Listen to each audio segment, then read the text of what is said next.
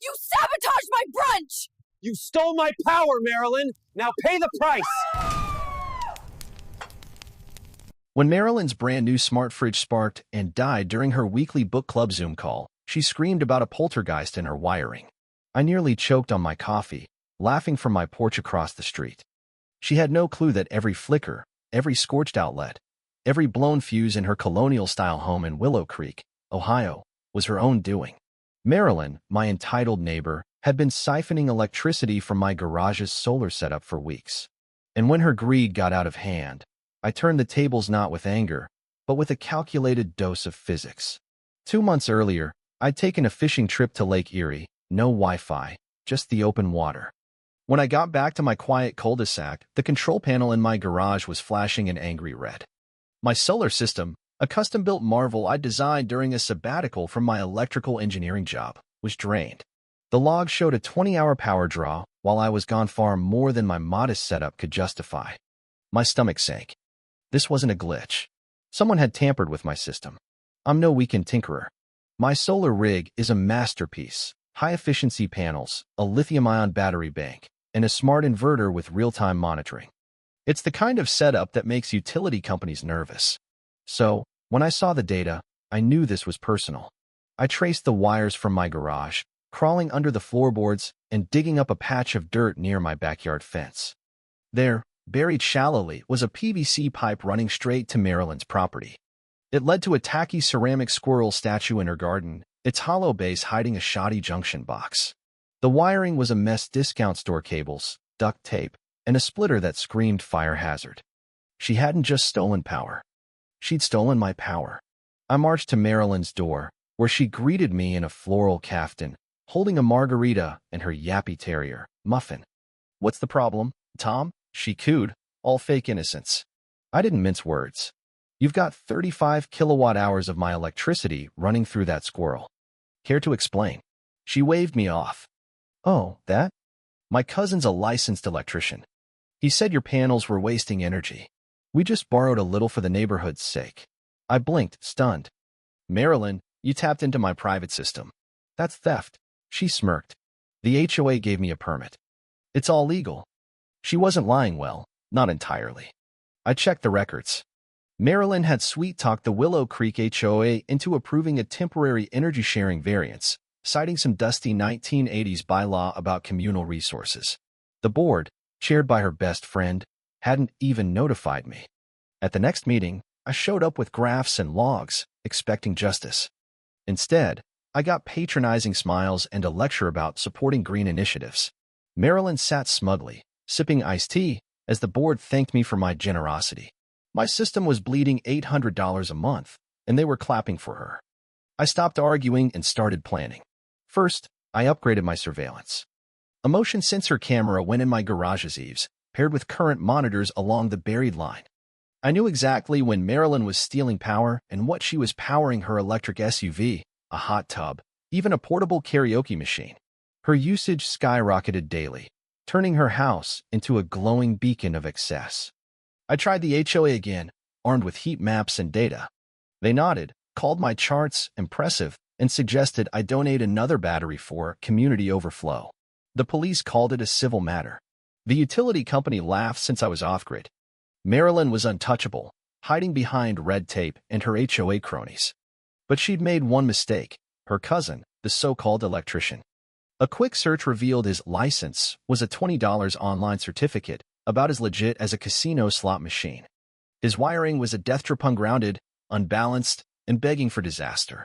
I called my old colleague, Sarah, a power grid engineer who designed surge protectors for skyscrapers.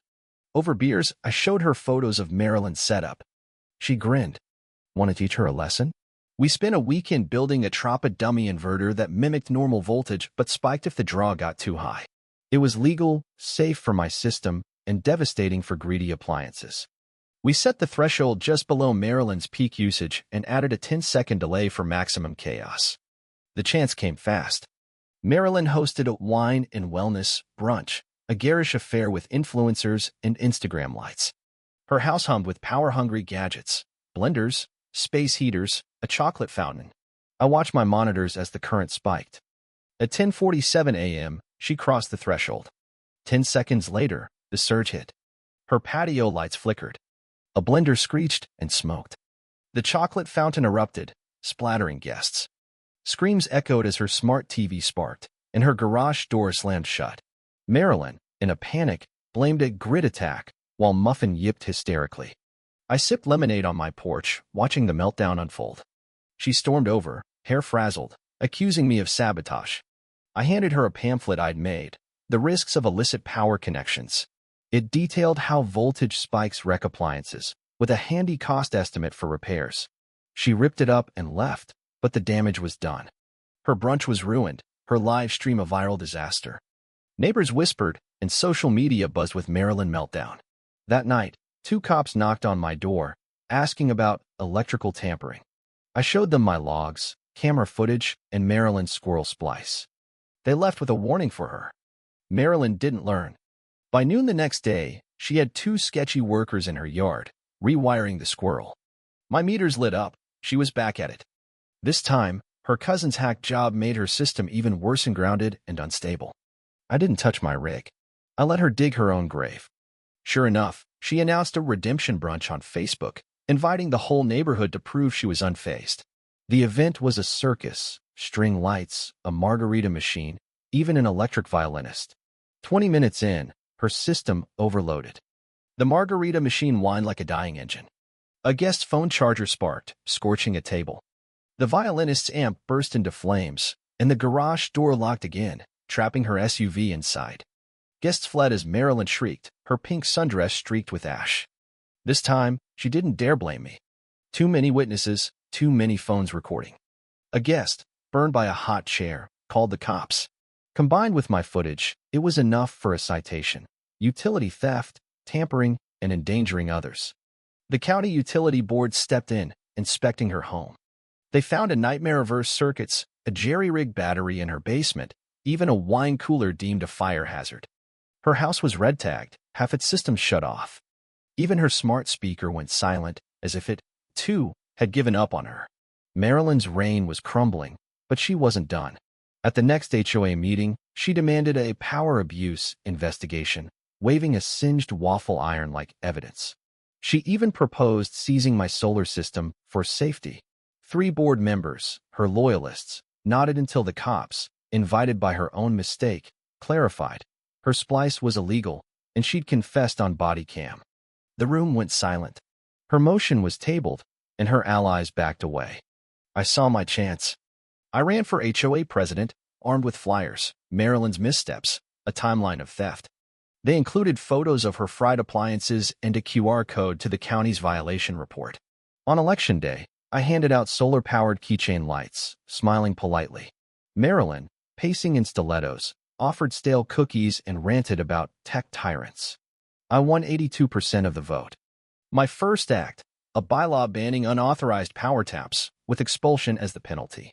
Next, I mandated safety inspections for all board members' homes. Marilyn's violations lit up a new digital sign in my yard, glowing for all to see. She cracked. One night, she loaded a U-Haul, screaming at her cousin as she chucked a melted power strip into her lawn. By morning, she was gone, leaving her squirrel statue behind. I painted it silver and mounted it by my garage, a gleaming reminder of justice.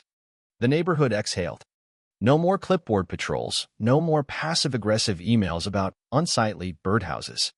I audited Marilyn's HOA decisions, uncovering gems like her emergency gazebo that siphoned power from a neighbor's outlet. We fixed it all, replacing her motivational sign with a solar-powered display of energy trends. I introduced credits for green upgrades, turning our HOA from a petty fiefdom into a community hub. Neighbors volunteered, gardens bloomed, and even the grumpiest retiree brought brownies to a meeting. But Marilyn couldn't resist. A month later, her Instagram resurfaced, railing about a solar conspiracy that banished her. She claimed I'd weaponized renewable energy. I framed that post in my garage. Then a realtor called. Marilyn was house hunting in Willow Creek, planning a comeback. I called an emergency HOA meeting and proposed the Maryland rule: no resident with a utility theft conviction could return without a 75% vote. It passed unanimously. When she showed up at an open house, strutting in sunglasses, she froze at our new entrance sign. It proudly displayed the rule, nestled between EcoGrant ads. She locked eyes with me, mouthed, "You've won," and left. Her account went dark for good. Today, Willow Creek thrives.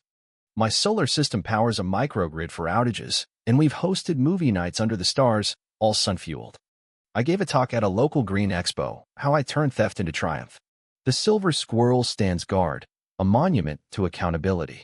Revenge wasn't about destruction, it was about building better. Maryland's chaos sparked a community reborn, proving that sometimes, the best way to fight entitlement is with ingenuity and a well-timed volt. What do you think, readers?